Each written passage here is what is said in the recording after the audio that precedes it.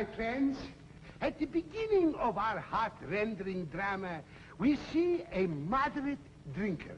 Later, we watch his downfall, which results in his embarrassment and the embarrassment of his family. Ultimately, we observe his despair and his attempt to commit suicide. He's going to kill himself. Never was there such a thrilling and affecting performance. After the performance, those who wish to sign the pledge not to drink hereafter can do so at the box office. Does the dark, sinister forces receive their just reward, or is virtue crowned in everlasting glory? Wait and see. You are invited to applaud the noble characters in their portrayal, and at the same time to hiss. Oh, that was me. I thought I was getting, there was given. You can hiss the villain who plots the ruin of our heroine, as well as the worthy characters who struggle for justice. I thank you. No, not me. The man with the big mustache. That's the... Excuse me,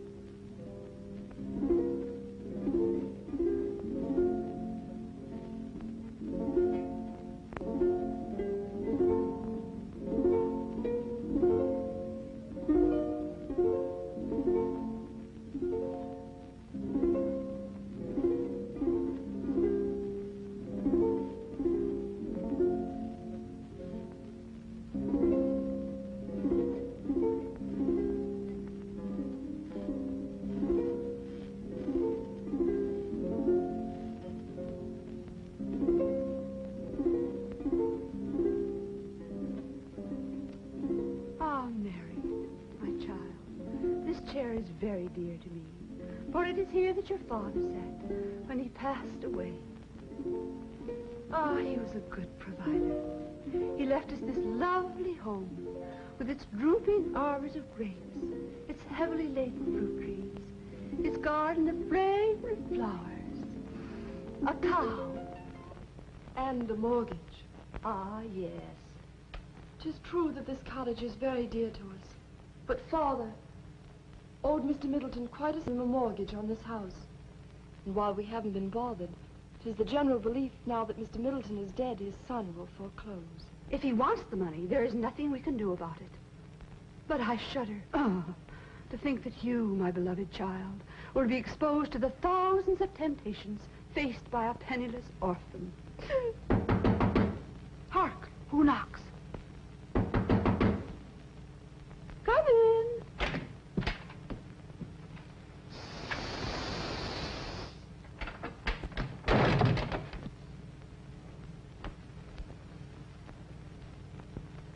Good morning, Mrs. Wilson. Good morning, sir.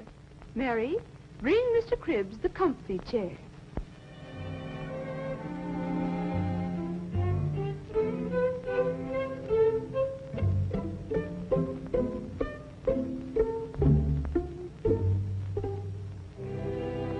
Thank you, my dear young lady. So we meet once again. A sad misfortune has befallen all of us in the passing of Mr. Middleton. Many will have reason to think so, I fear. Yes, you're right. Mr. Middleton was a fine man. He was my best friend. He always took my advice. I was his lawyer. Was he not very rich? When times were good, but bad speculations, investments, and false friends took their toll, alas. Mr. Middleton was very kind to us, and in our own misfortune did not press his claims. As his lawyer, we look to you. I understand you are a man who... has a sympathetic heart for the unfortunate. That is the reputation that I have.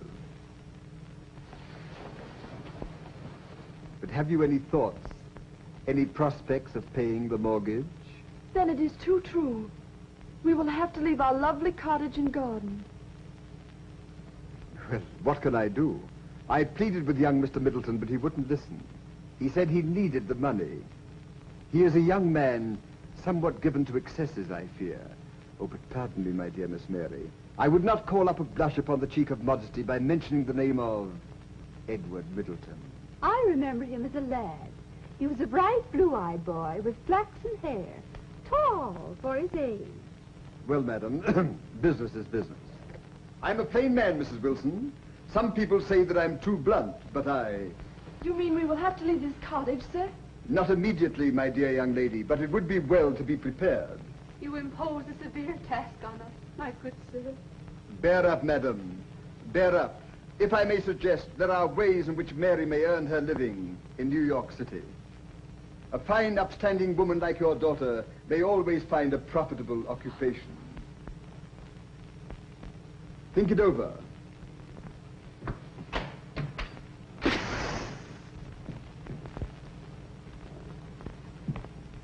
I reiterate, think it over.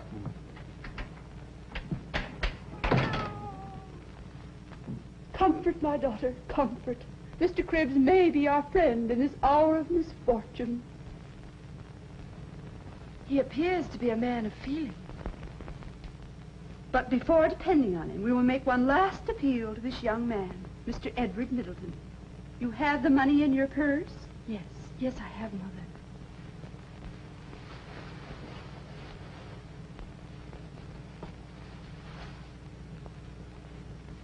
$30. The sum we saved to buy coal for this winter. This will pay part of the mortgage. When Mr. Edward Middleton sees we are trying to pay the debt, he may relent. You turn pale, Mary. What ails you? Dear Mother, it is nothing. I'll be all right. It's just that I fear to meet this young man. Mr. Cripps has told us how wicked he is. I fear the worst. Have courage. Do not enter his house when you tell him his sad story and give him the money. Still, no matter how wild a youth may be, no gentleman ever insulted a friendless and unprotected girl. But stay in the vestibule.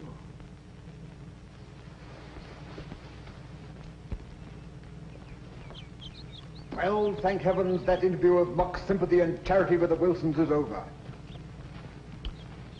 Oh, how I hated old Middleton. And oh, how I hate young Edward Middleton. And if he has any children, oh, how I'll hate them, too. I flatter myself I did some pretty good acting for the old widow Wilson.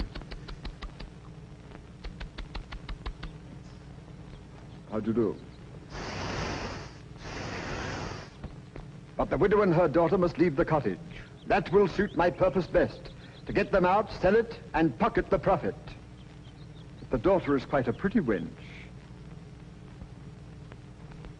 Ah, here she comes now. I'll hide behind yon tree, where I can watch her.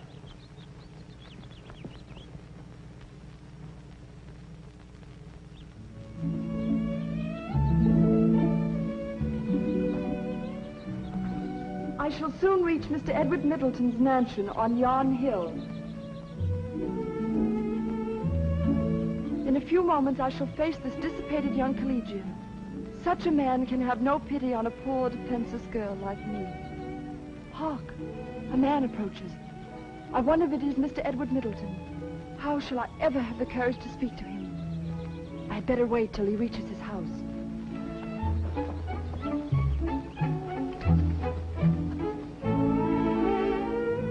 She's gone.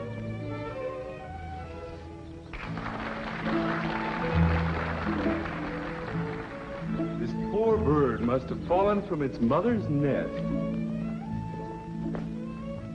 I shall place it here where its mother may find it.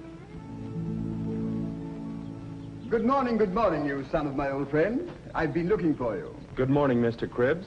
Any friend of my father's is a friend of mine. Nobly said.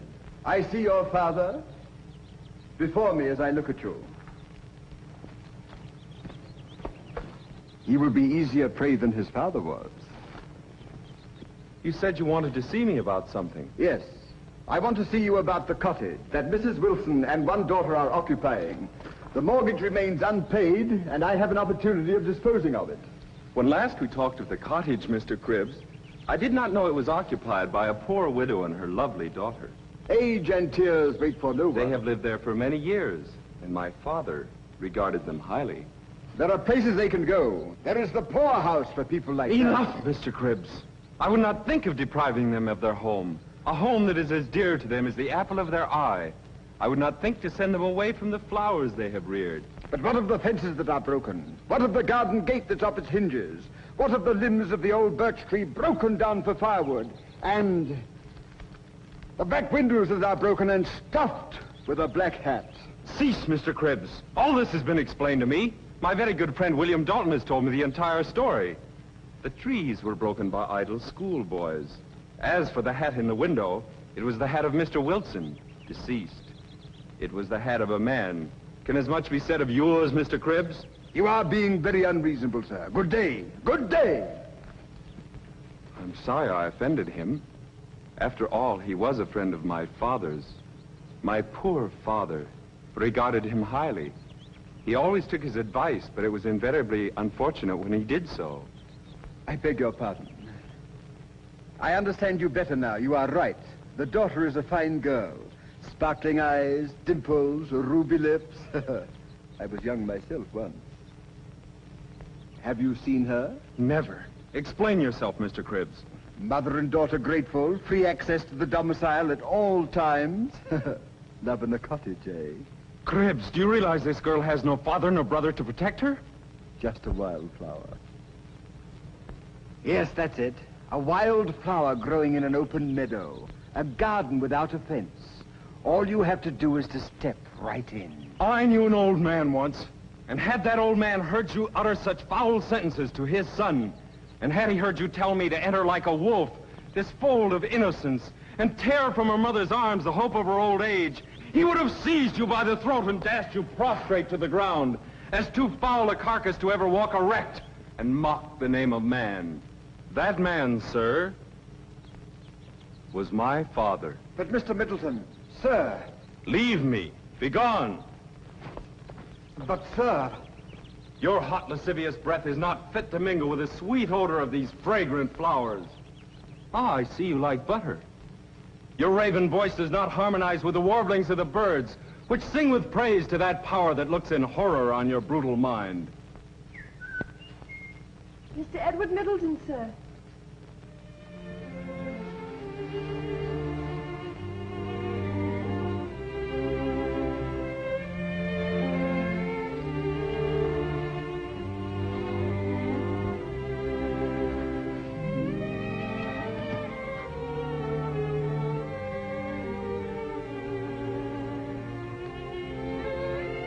But, Mr. Middleton, you're allowing temptation to turn you from your duty to your father.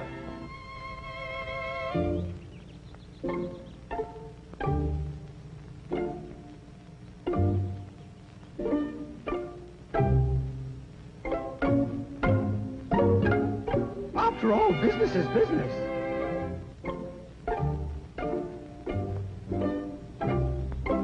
Young lady, you will rue the day that you ever crossed the path of Silas Cribbs.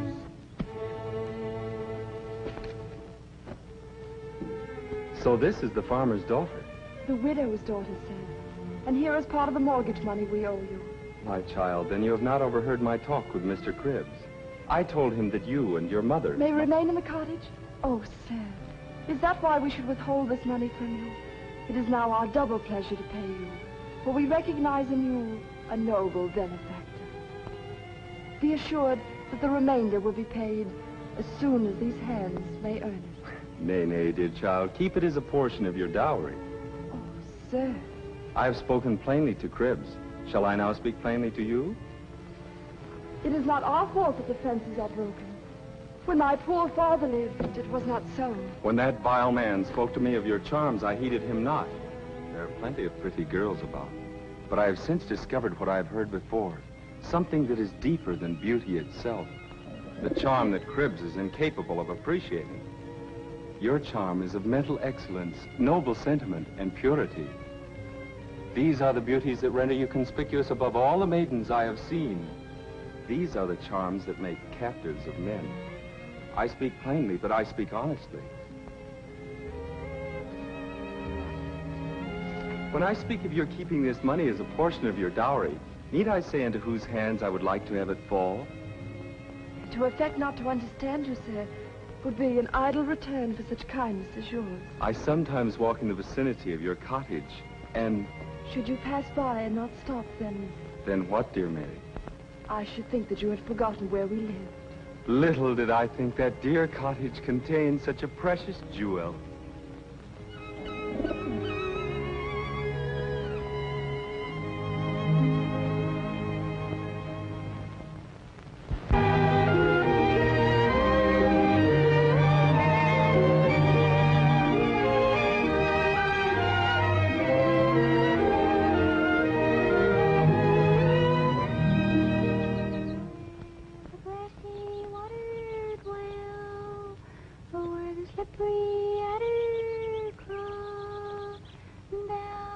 Here comes William Dalton's half-crazy sister. She knows too much to suit me.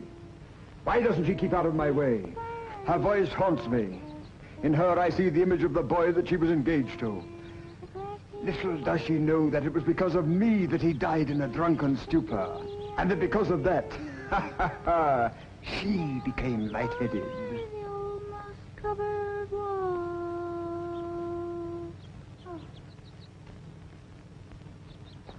The lawyer's a fine man, he is. Aha. He lives in the brick house yonder. But there's the will. Uh-oh. Ah, yes, the will. Uh-oh. Go home, Hazel, go home. Edward and Mary will be wed today. Can you tell me why they always weep at weddings? Is it for joy? I used to weep when I was joyful. But my wedding dress is all mildewed.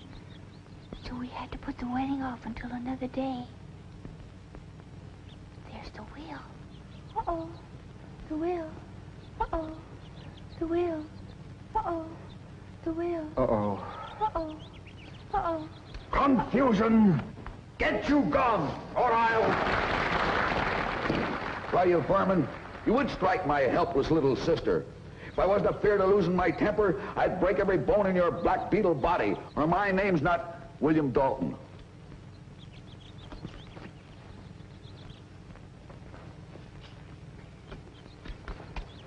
You will rue this day, William Dalton. This is a plain case of assault and battery. I'll have you put behind gray stone walls.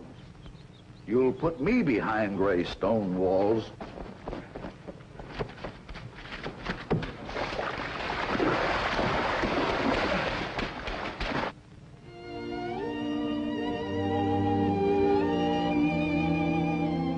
I now pronounce you man and wife. Go ahead, kiss her. You're married now, you know. May I? Edward.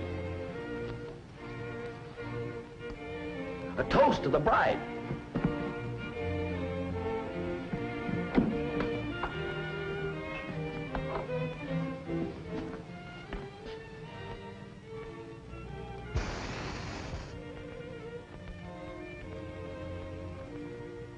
A toast to the bride. Happiness.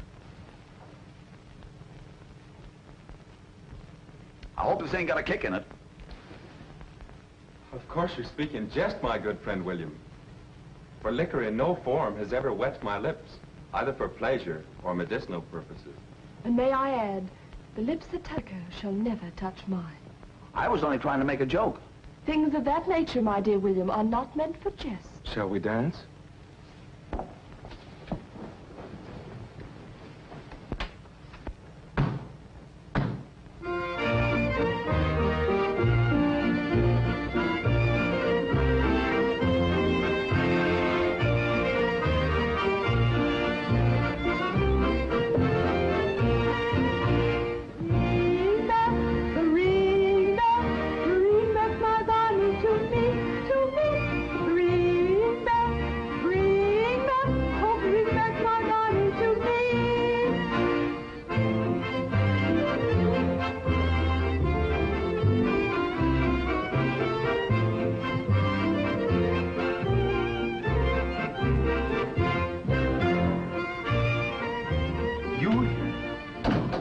not know you had an invitation. I promised your father that I would be present when you took unto yourself a wife. To drink your health. Cribbs, my father was not a drinking man. Only on nuptial occasions. 'Tis an old Middleton tradition, been going on for 400 years. Have you never heard? Why, no. Why, when your Aunt Rebecca was married, you were but a fair-haired boy. Don't you remember? I have never tasted liquor, Mr. Cribbs. That's what puts me in a quandary. I wonder if you dare carry on the tradition. From what I've heard of the fiery liquid, it may choke me. That is not the danger. 'Tis the will to take a drop and leave it alone. To know when to stop, as your father did. Anything my father did, I can do. Spoken like a man, Edward.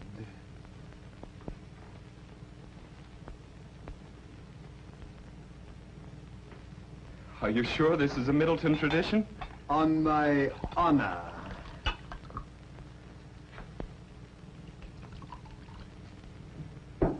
To the future that I see ahead of you.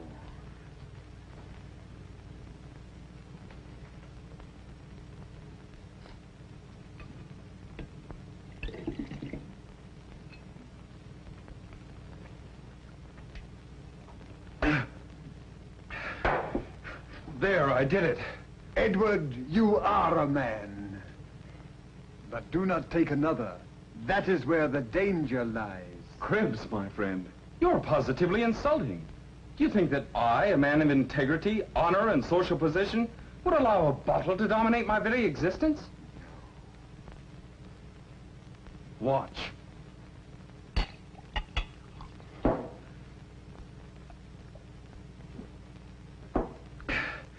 There, you see, 'tis nothing.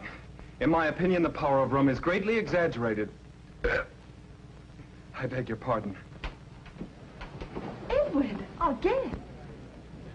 Oh, good day, Mr. Cribbs. Mrs. Middleton. What is that odor? I spilled the vinegar, dear. First a drink, and then a lie. Progress. Progress. From Cousin Lucy. Oh, Edward. Edward. Edward, you've been drinking. A lie, 'tis false. The cursed stuff is running through my veins, controls my tongue, makes me say things. And how should you know about it? To know the taste of liquor, and on lips. Mother, you kiss him. Tell me that I am wrong. Brandy. Rum. And what matter? I am a man, and my father drank before me, on nuptial occasions. Edward, don't raise your voice to me. If you have fallen, I will raise you up. I have not fallen. I am standing in the full force of my manhood, erect. Edward, this is not you talking. It's John Barleycorn. When you have reached your senses, you will find room.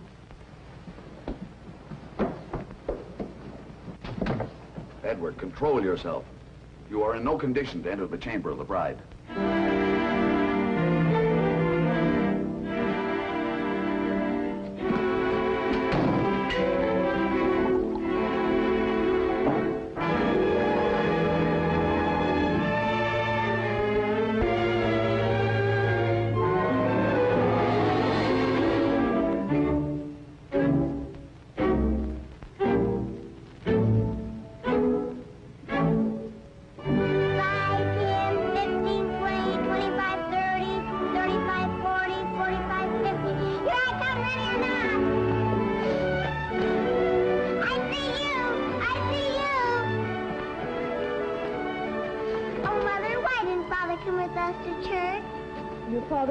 Badly this morning, Julia, dear. Father feels badly nearly every morning, doesn't he, Mother? Good morning, Mrs. Middleton. Good morning, William. Good morning, Ted. Good morning. Good morning, Uncle William. Good morning, Julia.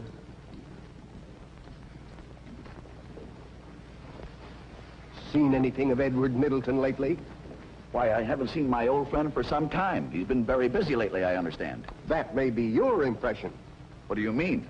He ain't spending all his time at the tavern for nothing. You mean Edward is drinking again?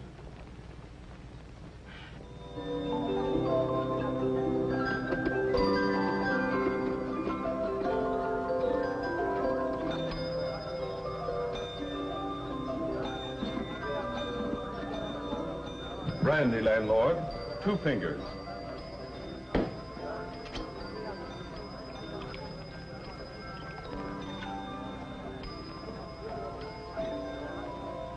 Another glass.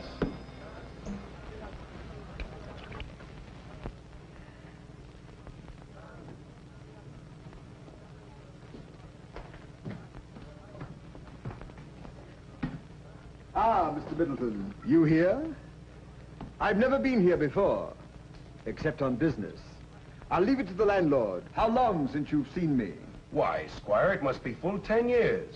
It was the day Cy Morgan built his barn. The day I saw you digging in the woods. Digging? Digging in the woods? Can it be that he saw me bury the genuine Middleton will?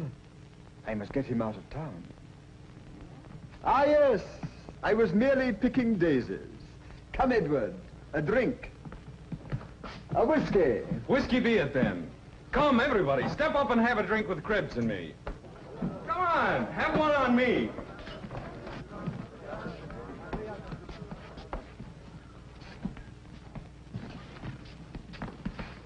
Why don't you join us? Don't be a snob. I drink when I'm dry, and what I drink, I pay for. Well, you needn't be impertinent. I don't want anything to do with you. Be off. You're drunk.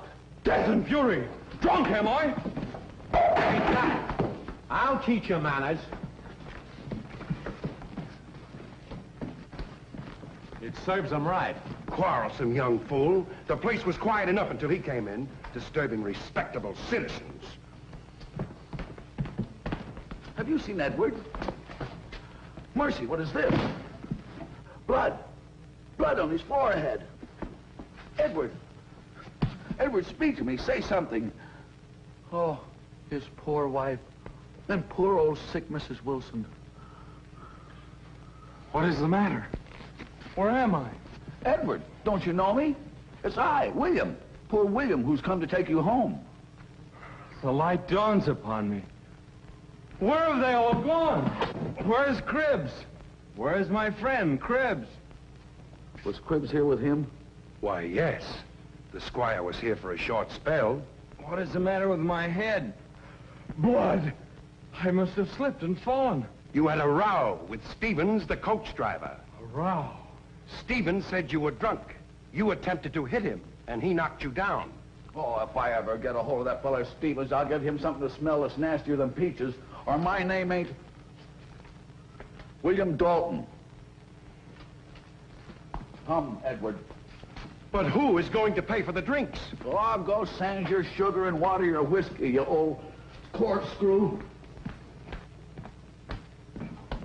Oh, if I'd only died before I'd seen this. Oh, shame! Shame! Shame!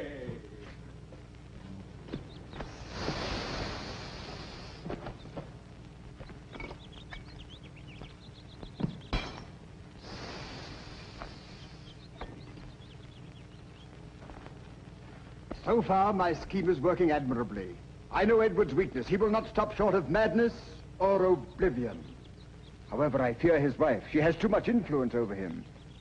Hark, someone approaches. It is Edward Middleton.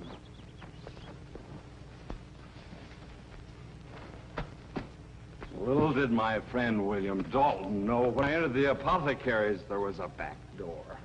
I cannot face my family like this. Just a little sip. A very little will revive and strengthen me. No one sees. No one knows my hiding place. There must be one drink left. Just a very little sip.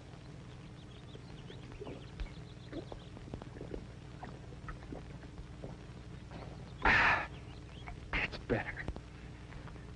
The arch cunning of a drunkard. Glorious liquor. Why did I rail against thee? I can face them now. Why, Edward, what means this? Tempter be gone. Do not pretend your ignorance. Were you not there when that vile fray occurred? Did you not desert me? As a living man, I know not what you mean. 'Twas business that called me away. I left you jovial and merry with your friends. Friends. The drunkard's friends. Yes, you may be speaking the truth.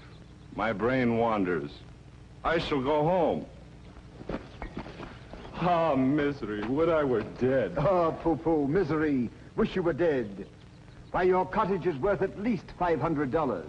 Only yesterday, Farmer Anson asked me how much could be bought for. Bought for? Cribs. Sorry, it was merely a suggestion. Do you see that smoke curling up amongst the trees? It was the very day I was born that cottage was first inhabited. Do you know who lives there now? Yes, you. Where are you going? Home. Home to my sorrowing wife, to her dying mother, to my unfortunate child. Ah, no, you must not go home thusly. Come to my house, and I will give you a little something that will cheer you up. Well, I... Do you distrust me? I wonder. You know that I'm your best friend.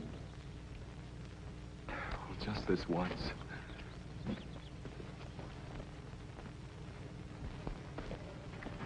He's a goner.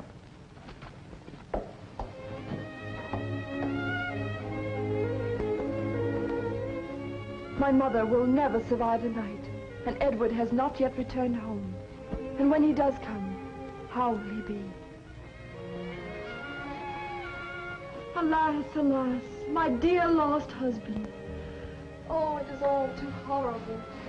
If I could only reach that great philanthropist, Frederick Healy, he might save him.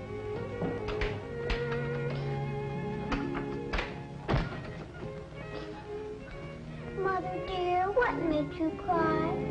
Do not tell your father. No, Mother, if you wish me not to. Oh, this is too much. I'm going to see your grandma now. Have mercy. Support me in this terrible trial.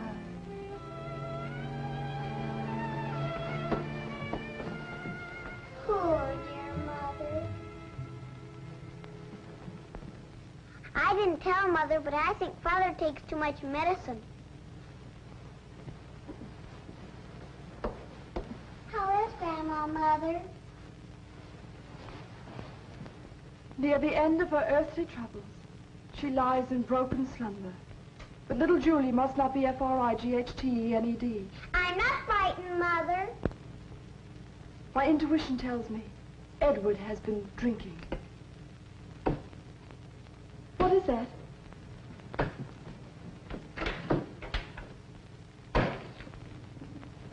It's Father, and he's chopping down the cherry tree.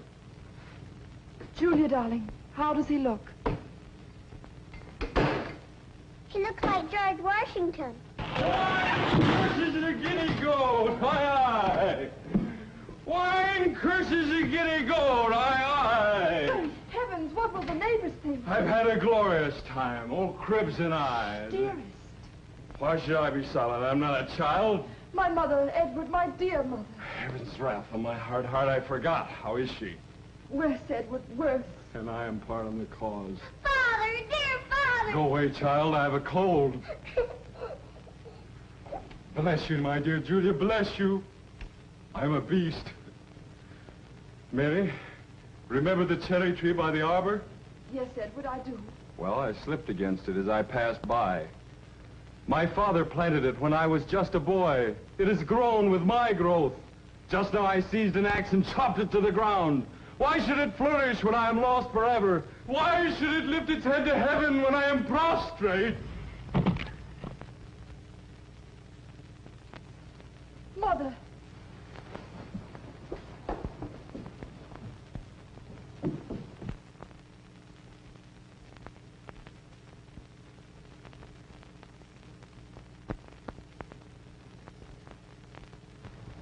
Edward, my mother. Mary. Horror! Death in the house, and I in the cause. No, Father, no! I cannot bear this. Let me fly from here. Edward, dear Edward, do not leave me. I will work, slave, anything. But don't abandon me in misery. Don't desert your child and me, husband. Call me not your husband. Curse me as your destroyer. Loose me. Leave me. Madness is my strength. My brain is liquid flame.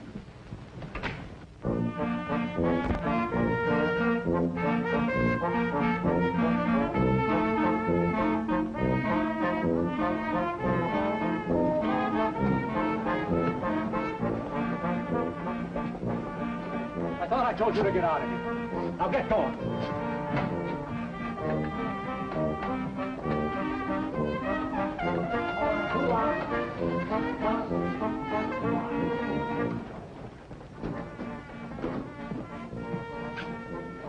I wonder where that worthless vagrant could have wandered to. Ever since he came to New York, thanks to his ravenous appetite for liquor, he has been going rapidly to ruin. If only I could get him to commit some crime, I could fill my pockets and ensure his complete destruction. Ah, here he comes with two worthless companions.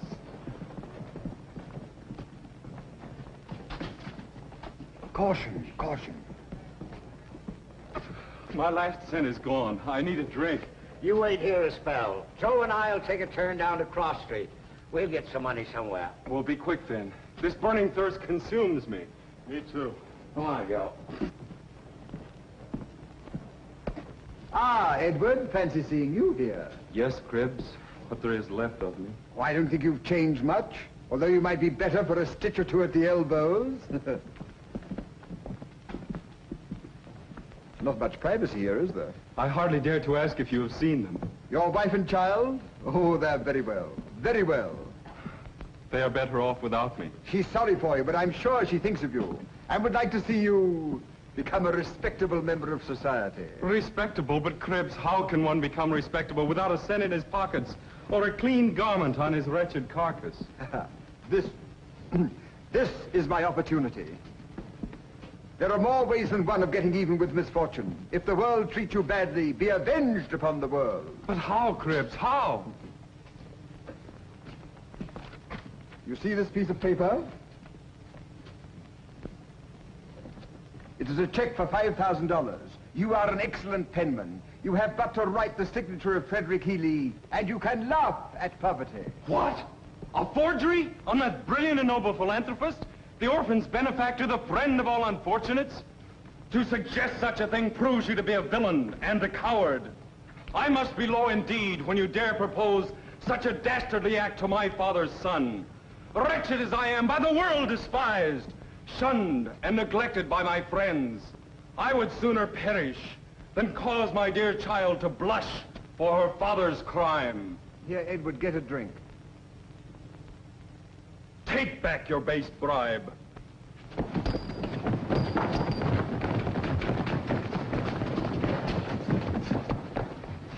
So you spurn my silver. You'll think better of it when you're starving.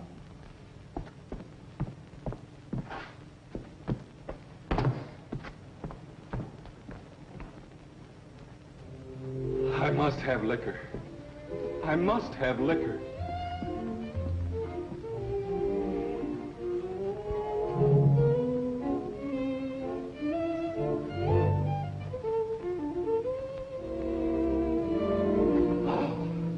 A handkerchief. It will bring a drink or two. Brandy, brandy, brandy!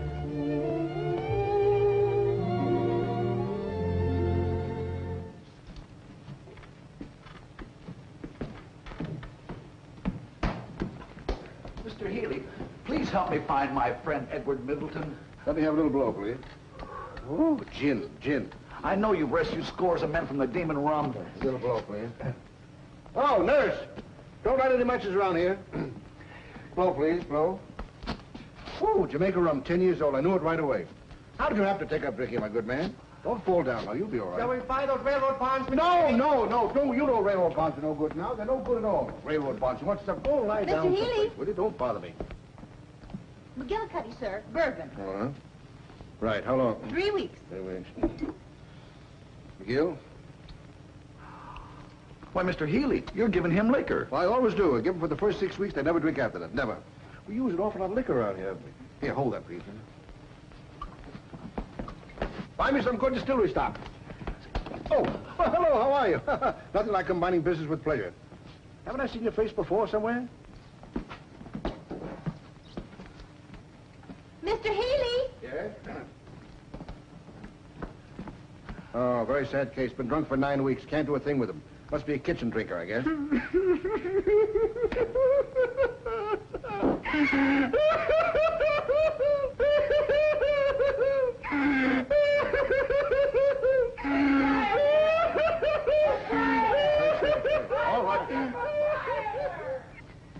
What about my friend, Mr. Middleton, if I find him? All right, Mr. Eagle, give him a number. Thank you, sir, thank you. Oh, think nothing of it. If you take a drink too freely, try the cure of Frederick Healy. Don't worry, I'll take care of everything. Bless you, sir.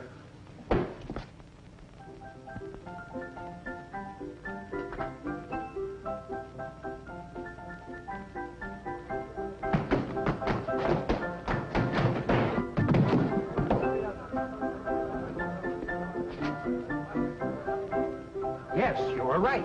He does appear intoxicated. Come on, let's get going.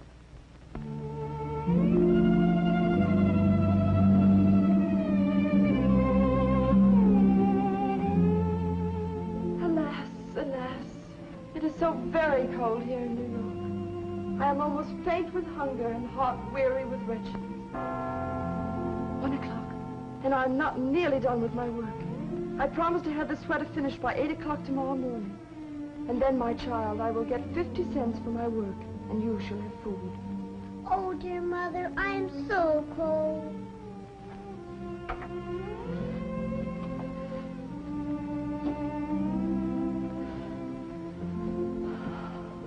No, Mother, keep this shawl.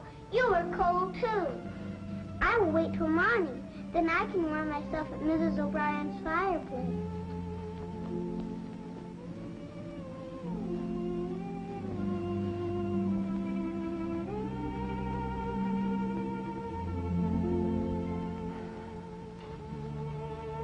Alas, where is he on a night like this? In vain have I looked for him. Where is my poor, wretched husband? I am hungry, so terribly hungry. In the morning I will have money. No, my child will wake and find her bread gone. I will not rob my darling. Dear Mother, take this shawl. You are cold. Heaven be praised that I did not eat that bread.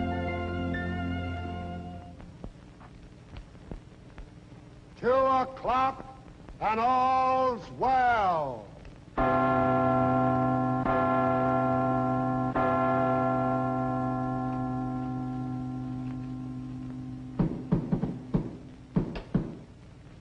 Who can that be at this hour? Ah, should it be Edward? Come in.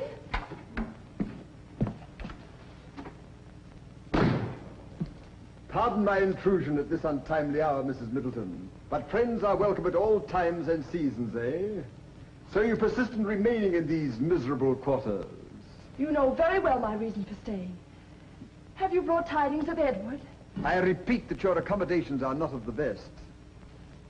Where would you have me go? You know very well I cannot return to the village until I find Edward. What a strange infatuation. What do you mean? I mean that there are plenty of women not so respectable who are willing to receive the attentions of wild young men like him. You dare speak thusly of that child's father. Shh. Do not awaken her. These things exist when there are wantons of one sex and drunkards of another. Sir! Shh. You slander my husband. This cannot be. Though he may be poor, forsaken, reviled, and friendless, I shall continue to respect and love him. You are very proud, considering all circumstances. But come, my dear, I forgive you. I like you when you show a little spirit. You are young and beautiful, and your husband is not worthy of your trust. I am rich, and I have a real affection for you. Come with me. You wretch! Ha! You have proven yourself to be a slanderer to effect your own vile purpose. My dear, come now, me proud beauty. Aha! At last I have you in my power, helpless and alone. Help! Help! Just in the nick of time. Well, Squire, what do you take for your rotten carcass? I'm a notion to play Yankee Doodle on your britches. Be off, you vermin, before I come at you like a steam engine. Chuck-a-chuck, chuck-a-chuck, chuck-a-chuck, and give you a good paddling. I'll be revenged if there's law or justice. Begone!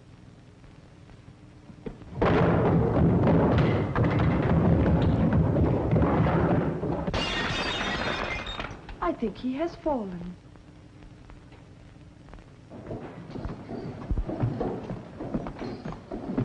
Well, I'm not drunk, I tell you. Oh, tell it to the judge. You were drunk last night. We had time to sober up. Say you don't want to buy pipe. I don't want that one. Well, what kind of pie you want? Well, I think I got the just que peut voir pie. Good officer. Luce, my friend. He is a noble character. Oh, this would be a terrible blow to my noble father. Tarry, officer, and let me plead in behalf of the friend of my boyhood.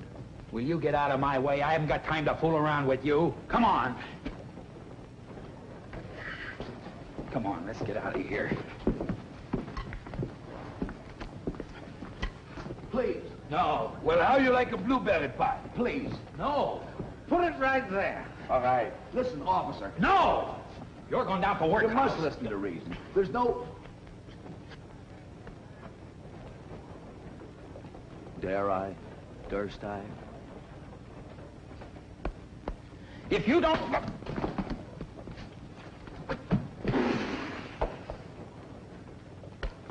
Who's going to pay for the pie? We didn't order any pie. Just que partir rien. After that, my fine bucko, you're going with me. Thank you, Pieman. Hey!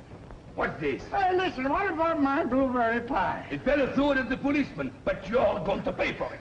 I'm going to pay for it. You bet. I will not. You are so. What happened, Jim? I got hit with a pie. Yes, you will. Why,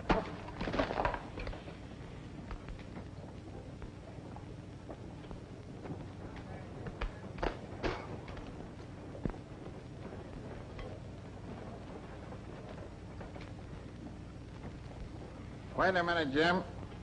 I think we got another one. You're coming with me. I did not throw the pie. I saw you throw the pie. No, I never... You can't talk to my friend. You keep out of this. No, I saw you throw the pie over there. did But not. don't give me that, But because Oh, mauvais officer. Oh, you look like Limpo. No, je ne vais pas voir son cœur. Oh, monsieur, le part des dents, c'est ne pas voir. Jusque le part des rien. Hey, we having fun? Hey, officer, what difference? Run, Edward, run. Here, you try one. Oh, for goodness sake, the boogeyman. Cribs, old fellow. With my compliments. This is most irregular. Gentlemen, is this your... Oh, no, you don't. So you're one of them. You've been throwing pies, huh? I beg your pardon. Why, you come along with me. No, but officer, I give you my word, I've never thrown a pastry in my life. The judge. Jim, where are you? Where are you? I give my word. That'll get Cribs in a lot of trouble, or my name's not...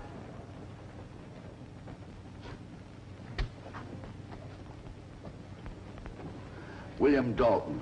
Listen, when do I get my pie? Your pie. Yes.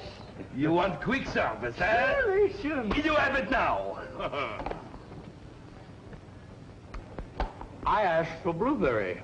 Blueberry! Oh, j'ai le part des poisses au cœur ce soir. Jusque derrière. Blueberry, monsieur.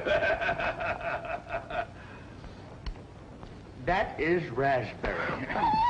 Raspberry!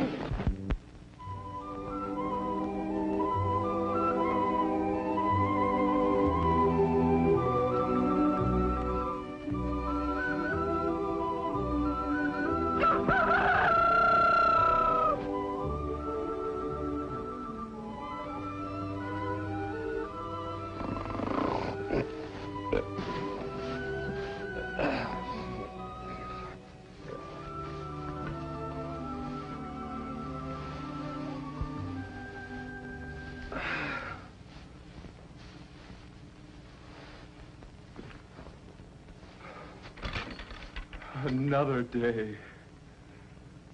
What shall I do in daylight? I am out of sight when it is dark. Oh, for something to drink. I am not so ashamed when I am drunk. Heavens, how I tremble. Brandy, brandy! Take them away, those snakes! How strong they are. Do not kill them. Give them brandy. Poison them with rum. That will be a just punishment. Justice. Hush. Now all is quiet. Morning, girl. 'Tis a beautiful day. Oh, yes, balmy, quite balmy. This reminds me of the time I... What's the matter? Nothing. Nothing. As I was saying, this... What do you see? What do you see? Rats. Rats? Why, there's no rat. Oh, I think I saw one. Feed 'em rum. What did you say? Give the snakes rum. Feed 'em rum. There, that's it. It is no crime to purloin eternal sleep from the chemist. Now for the powerful conqueror of all earthly troubles, death. Stop, man. Don't do anything without logic. Why, this looks like poison. Smells like poison. Tastes like poison, too. It is poison. It is poison. Who are you, man? What do you want? Can't you let me die in peace? Now, don't change the subject. Don't change the subject. My, oh, my. Oh, friend, take not your life, but mend it. Friend? You know me not. I am a fiend, the ruin of those who love me. Leave me. I'm not here to criticize you, but to help you. Oh, you've been drinking, huh? Not bad stuff, either. I'm dying for a drink. Who are you that takes interest in an unhappy vagabond? Neither my father nor my brother. I am Frederick Healy, the friend of all unfortunates. You are a man, and if a man, a brother. Brother, you trouble yourself without hope. I am a lost soul. Did you say Healy? Frederick Healy, the great philanthropist? Of what use can I be to you? A derelict. The shell of what was once Edward Middleton. Edward Middleton, 888. Ah. I think I could become of some assistance to you and help restore you to your spot in society from which you have slid. Not bad, huh? For he who helps a fallen brother from the depths is greater than the hero who conquers the world. Merciful heavens, my mother's dying words. I administer the pledge of sobriety to those who would once more become pillars of society. That picture is too bright. It cannot be. You're looking at a man who for 20 years was addicted to the curse of drink. Indeed? No, no, it is too late. It is not too late. I will restore you to the bosom of your family and make a man of you. Here, sit down. Sit down here. Sign this. Here.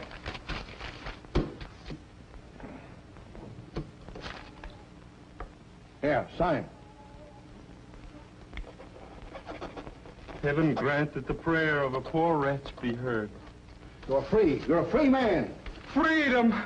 Freedom! Freedom! Oh, here. Thank you very much, Posse. Thank you. I'll send this down to headquarters right away. Thank you.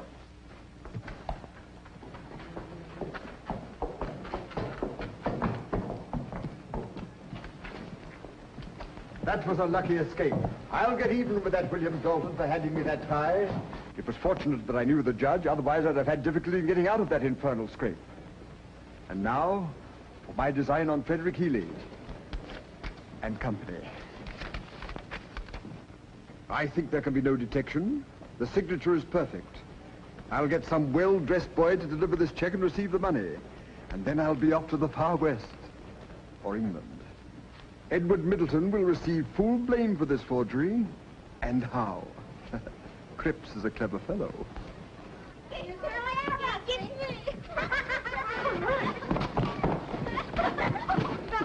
Would you like to earn $50? With pleasure, sir. It's honest. Of course. Honestly. I doubt that if he rows in his boat. I have to meet a gentleman precisely at this hour on business at the Pearl Street house. Now go to the Mechanics' Bank for me and present this check. The teller will give you the money. Then come back quickly and I will reward you with a silver dollar. Silver dollar? Back in a flash of the cash.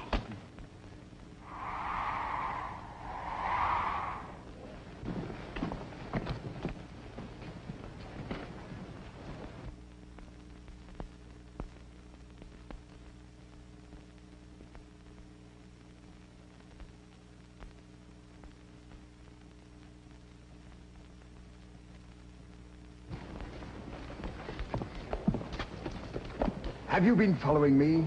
Guess I have. Confusion. I understand you've been looking at some timetables. You intend to take a vacation? Why don't you mind your own business? I think I will.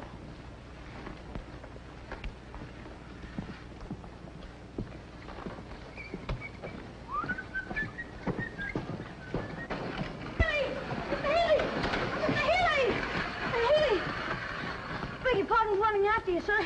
The cashier of our bank wanted to know if this was your signature on this check. Oh, no. You know I can write better than that. $5,000. Has it been cashed yet? Just half an hour ago. Oh, my, this is terrible. Who presented my check? A boy, sir. Boy? Yes, our cashier examined the signature later and doubted if it was genuine. Yeah, well, you rush on back to the bank, see? Anyway, pick up a police officer. I will follow almost immediately. Our action must be prompt.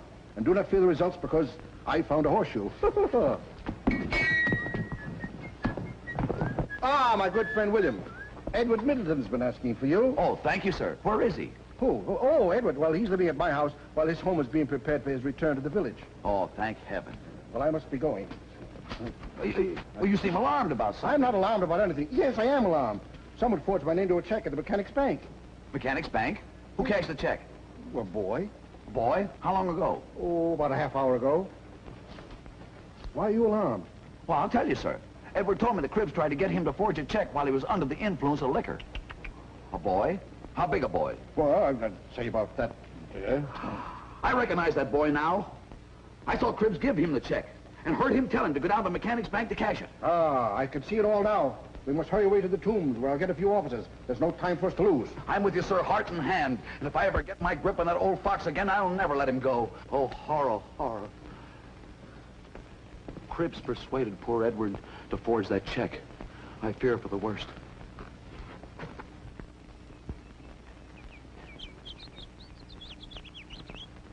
Get up.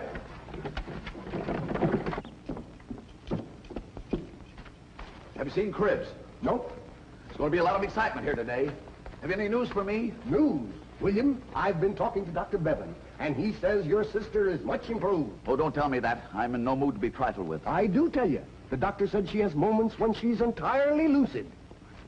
You mean she'll know me and will call me by name? Yes. And I'll hear her sweet voice caroling to the sun each early morn? Yes.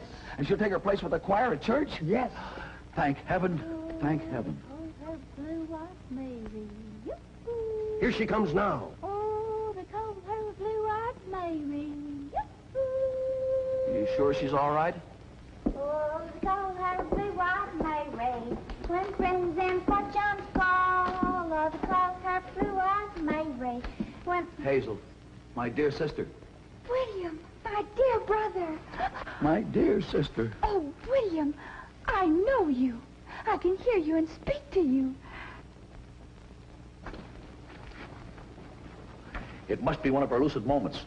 Listen, for I have so much to tell you. Do you remember the old oak tree with the hole in it down by Bascom's Corners? Yes, yes. Well, it was while I was milking the cow, and I saw old Cribs a-bearing something. So yesterday I went to the barn and borrowed a hoe from Farmer Williams. And after digging a little while, I found... William, guess what I found? What, girl, what? Concealed in an old tin case was the original will of Edward Middleton's grandfather, No. giving to his dear grandson full possession of all his property. Unbelievable. So the will on which Cribs acted was a forgery. Where's it now? I buried it right back. Sam, she ain't right yet. Oh, the cold her blue-eyed Mary. When friends and fortune smiles. Oh, the cold her blue-eyed Mary. Oh! Cribs is on the upper road, coming towards town. And I know where he's headed for. The old oak. Hazel. We must hurry. We have no time to lose. Make haste. Straight ahead. Here. And don't.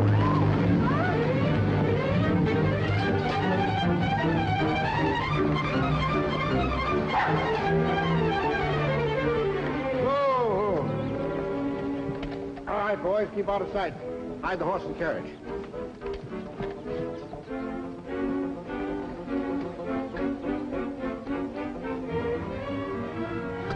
That ain't where it is. Where is it? Yes. Hazel. Here. Move.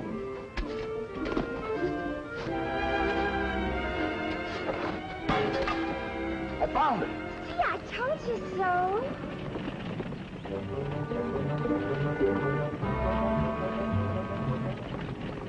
he's coming round the mountain. When he comes, oh, is he coming around the mountain when he comes? All right, we're ready for him. Now for ambush. Uh-oh. You hide also. We scarce live.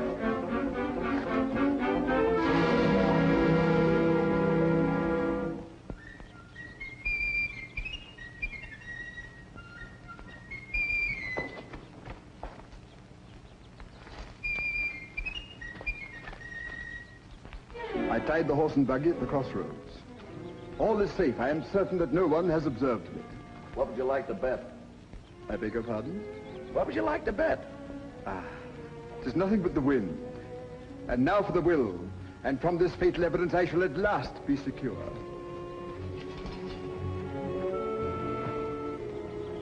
Powers of mischief. The earth is freshly turned. The will has gone. Oh, the wind has gone, the bird has flown, the rightful heir has got his own. Boom. For shame. Toil. Come, we must catch him. Hey, we're going the wrong way.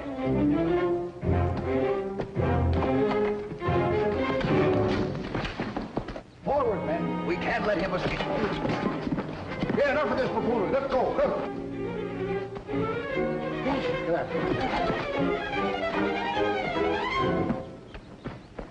Stand back. Surrender. We have you outnumbered. Wouldn't surprise me to find he had a Negro in the woodpile. Ever killed? Yes, sir, boss. What I tell you, what I tell you.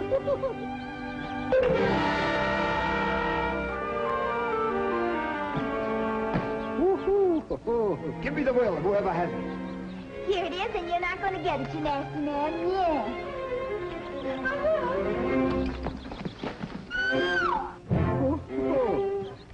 Well, that concludes my business, gentlemen. Goodbye.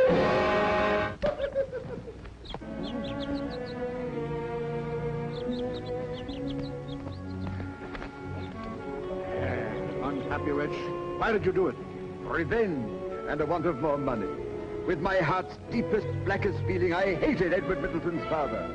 In early life, he detected me in an act of vile atrocity.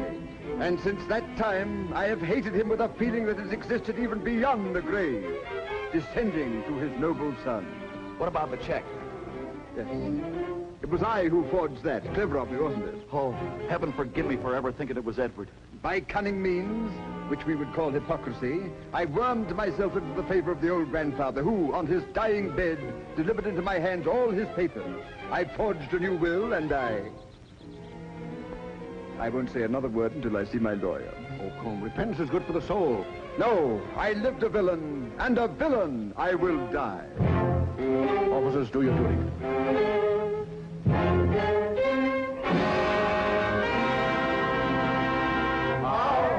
Happy again, our home is happy again. Tra-la, tra-la, tra-la, tra-la, tra-la.